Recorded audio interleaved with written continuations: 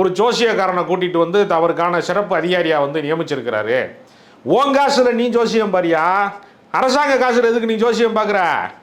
உனக்கு அவரை பிடிக்கும்னா நீ பர்சனலாக பணத்தை கொடுத்து ஜோசியம் பார்த்து எத்தனாவது கரகம் எத்தனை நேரம் ஓடிக்கிட்டு இருக்குன்னு நீ கேட்டால் பெரியார் எனக்கு கொள்கை வழிகாட்டிங்கிற கிழிச்ச கிளி வந்து அப்படி இருக்கு அப்படிங்கிற அந்த தனிப்பட்ட அப்படி எத்தனை விமர்சனங்கள் வரும்.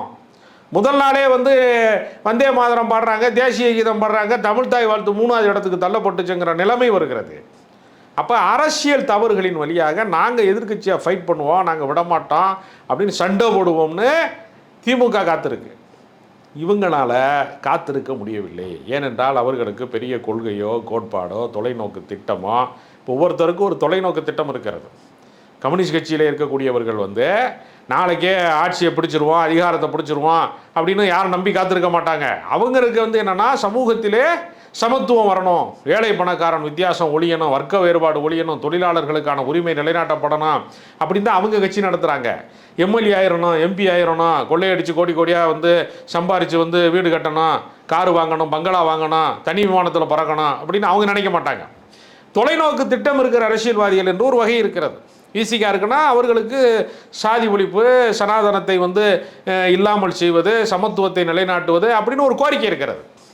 அதனால் நீண்ட தூர பயணம் இருக்கக்கூடிய அரசியல் கட்சி வரிசையில் அதிமுகவுக்கு சித்தாந்தம் இல்லை, கொள்கை இல்லை, கோட்பாடு இல்லை, தொலைநோக்கு திட்டம் இல்லை, எதுவுமே இல்லை. இருக்கிற எம்எல்ஏக்களில் 47 எம்எல்ஏ வச்சுக்கிட்டு நம்ம சட்டப்பேரவையை வேடிக்கை பார்க்குறதா, விஜயை வேடிக்கை பார்க்குறதா, இல்லை உதயநிதியை வேடிக்கை பார்க்குறதா, யாரை வேடிக்கை பார்க்குறதுன்னு அவங்களுக்கு ஒரு குழப்பம் இருக்குது. இப்போ அடுத்த முறை இந்த 47 வருமானு தெரியாது. நாம் ஏன் அமைச்சரவையிலே பங்கேற்கக்கூடாதுன்னு இவங்க நினைக்கிறாங்க. இப்போ இவர்களை அதிமுக அதிகாரத்திலே பங்கேற்பதற்கு எடப்பாடி தடையாக இருக்கிறாரா அப்படின்னு பார்த்தா அவர்லாம் எடப்பாடி தடையாலாம் இல்லை. அவர் என்ன நினச்சார், பெரும்பான்மைக்கு என்னிடத்திலே வந்து போதிய பலம் இல்லை என்கிற காரணத்தினால என்னிடத்திலே தேடி வந்து ஆதரவு கேட்பார்கள்னு அவர் நினச்சார்.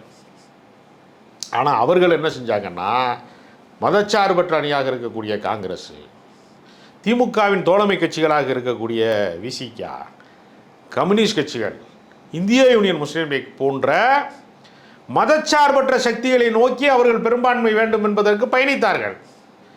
ஏன் வந்து 47 எம்எல்ஏ வச்சிருக்கிறவனை விட்டுவிட்டு எதற்காக குறைந்த எண்ணிக்கை கொண்டிருக்கிறவர்கள் 2 சீட்டாக வச்சுருக்கிறவங்க 10 சீட்டுக்கு கீழே வச்சுருக்கிறவங்ககிட்ட பூராமே எதற்கு இந்த பயணத்தை செய்ய வேண்டும் அப்படிங்கிற கேள்வி வருகிற போது அவர்களை பொறுத்தவரையில் நன்மதிப்பு தேவைப்படுகிறது. விஜயை பொறுத்தவரையில் ஒரு சினிமா நடிகர், குறுகிய காலத்தில் அதிகாரத்திற்கு வந்துட்டார்,